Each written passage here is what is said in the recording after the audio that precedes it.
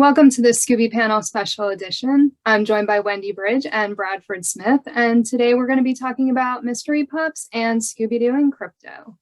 So we learned yesterday that Scooby-Doo and the Mystery Pups is basically shelved, unless they can find a different network because HBO Max doesn't want it. We may not see that series either. So Roger Eschbacher was the one that posted it on social media. And he said, from a colleague, our show Scooby-Doo Mystery Pups has wrapped early because we lost our distribution with HBO Max. It is a very entertaining show that I cannot openly share, but it might get picked up again if they find another distributor. What is going on with Warner Brothers? Why are they just canceling things? I mean, this is the third thing that's been canceled, with Scoob Holiday Haunt being the first, and that Haunted High Rise or something like that being the second. What is going on? I mean, what is the future of Scooby-Doo? Are we going to get Scooby-Doo, or has Velma just ruined the entire franchise? Wendy, what are your thoughts about all of this? Yeah, unfortunately, with this last move, I mean, it was still a little up in the air after Scoob Holiday Haunt, but given that they've done this now after they let Velma go to air, and there's actually quite a bit of scuttlebutt that Velma's going to get a season 2 in spite of all of the negative criticism of it. I really honestly think that this is something that goes a lot deeper and far beyond Scooby-Doo and the franchise that we love. And I really think that this is a really bad case of bad people who have just decided that they are no longer going to promote anything good. And that's really scary. I feel like if anybody watches any level of current television, it's becoming more and more obvious. There is less and less wholesome, morality-based entertainment now. Everything has very much gone to the dark side, for lack of a better way of putting it. And I think that this is just more proof that the people in charge of things are the problem. And I think we should all be really, really concerned about what this means for the future, because it affects everyone. People can scoff at this and be like, oh, it's just one show, or it's just a handful of shows, or it's just a cartoon, or it's just whatever. But no, this is like a root problem, and the root is rotten. This is the kind of stuff that gets into people's souls and turns them into wicked and evil-minded people who push things that are not good. And I really think that that is super unfortunate. And again, that has implications not just for small children who now will not get to see something that was intentionally made for them. Now they're not going to have that, but this also goes up through into adults as well, because as we know from every past everything, it only takes one little snowball rolling down the hill to become like an avalanche, and anybody at the bottom is going to get creamed by it. And this is just a really sad day for entertainment. You know, the days of good versus evil and good always wins, like, they're unfortunately gone. And that's not okay, and we shouldn't be okay with that. So whether you're a fan of Scooby or you're not, or whether you care about a kids show or you don't, this has implications that go far beyond that. And I really think that we all need to take a step back and look at this as like a broader picture of a problem within humanity. And it's something rotten and it's spreading, and that's not okay. It's really dangerous, and we need to start putting our foot down. When we see things that are bad and they are not good for anyone to consume, Velma, I don't care. Even if it was entertaining, there's nothing good in that. There's nothing good for the viewer to take away from it. It's just all the sea of negativity and poison. and that's not good. Can you ingest a little bit of poison and not die from it? Of course you can. Nobody's going to tell me that it's good for you though. So when you recognize something as poison, get the hell away from it. And I think that we need to take a stand and be like Warner Brothers and anybody else that's pushing this kind of stuff, getting rid of what's wholesome and morality based and just turning towards just all of the crap. Even when you see that people don't really like it, you need to stop. And we need to stop supporting people that are pushing that kind of stuff, because I really do think that this goes far beyond Scooby-Doo and the Mystery Pups and anything else that has been canceled that has been worked on. Like this is a big problem, a really big problem. I really feel like someone at Warner Brothers hates Scooby-Doo.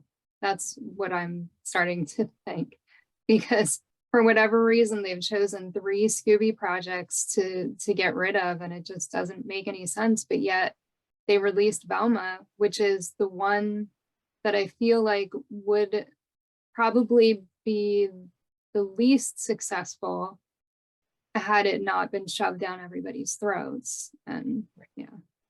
Bradford, what are your thoughts on what's happening with the Mystery Pups? Well, from my limited industry kind of looking at it from an industry standpoint, I mean those first, so Holiday Haunt getting cut or shelved, I guess, because it was finished, and the Haunted High Rise and stuff, that felt more like, I mean that we know had to do with tax cuts or tax breaks and all that kind of stuff and saving money, and it had almost immediately followed the merger and all that kind of stuff. But now I think, they're far enough into the merger, so I can't imagine it's as related to that. But I think they're still trying to figure out now what their new streaming service is going to be, because I know there's a lot of talk about the Discovery streaming service and HBO Max streaming service and merging them together or whatever. And I think they don't know exactly who their audience is and what they want to do with it. And so rather than have these shows on there, they're just cutting it from that streaming service and allowing it to get picked up somewhere else if somebody else wants it. I mean, they did the same thing, I think, with Bye Bye Bunny, which was a Looney Tunes thing. And I think there was a Batman one where they let production kind of finish, but they said they weren't going to put it on HBO Max, and they were going to, if Netflix wanted it or Amazon or whoever, they could, buy the rights to show it on their thing. And so this sounds very similar to that. So I just have to imagine that they don't know who their audience is, or they do.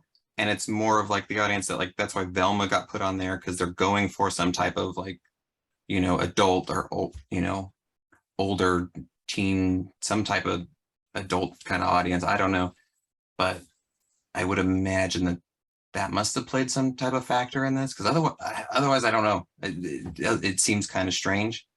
I know there was a lot of talk about Zaslav or the guy that came into being in charge of the whole company not being a huge animation fan. So maybe that had some play in it, but I don't know. It seems very related to their streaming service and trying to figure out what they want to do with it.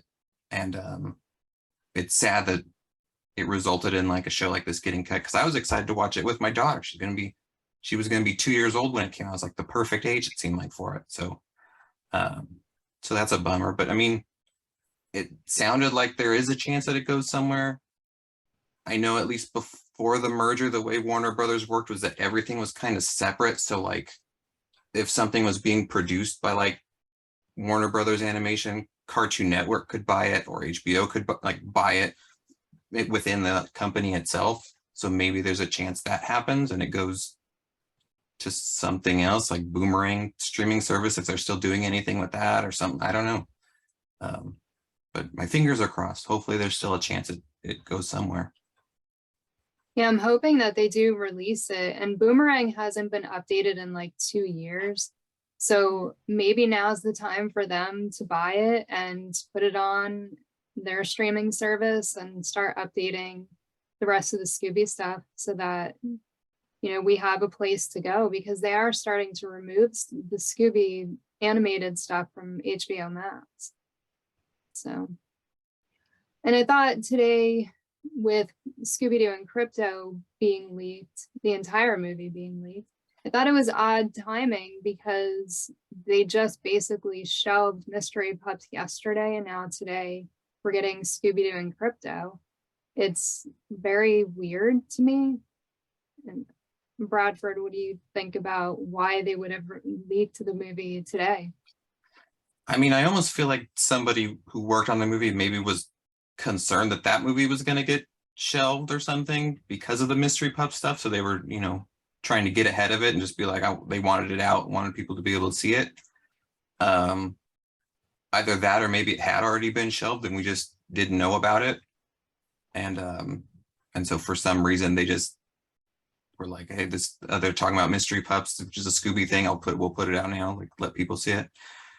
I don't know, but it's very strange because I don't recall. Has this happened? I don't remember anything happening like this before with a Scooby project where like the whole thing got leaked. So that's kind of weird. There's been other like little leaks about stuff every once in a while, or like an image or something, but for a whole thing to get leaked is very unusual. And I can't imagine.